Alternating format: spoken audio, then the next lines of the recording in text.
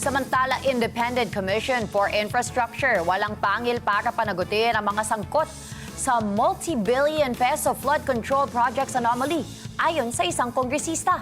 Si Vic Somentak sa report. Hinamon ni Kamanggagawa Party List Representative Eddie San Fernando si Pangulong Ferdinand Marcos Jr. na pakilusin na ang buong makinarya ng gobyerno para mapanagot ang mga sangkot sa multi-bilyong pisong flood control project sa anomaly sa gobyerno. Sinabi ni San Fernando na walang maaasahan ang taong bayan sa Independent Commission on Infrastructure o ICI dahil wala itong pangil o kapangyarihan, kaya nagsisilbi lamang itong isang malaking PR ng administrasyon.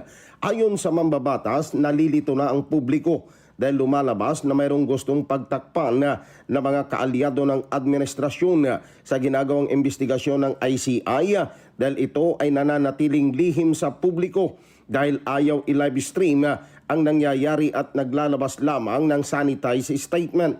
Nagpahayag ng pangamba ang kongresista na sa laki ng anomalya ay walang mapapanagot. Nagiging isang malaking PR na lang yan.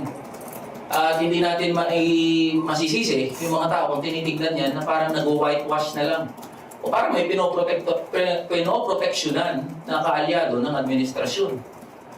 Uulitin ko sa laki nga sa magnitude ng public resources involved. At wala pa napapakulong hanggang ngayon. Vic Somentak para sa Mata ng Agila, matatag, matapang, matapat.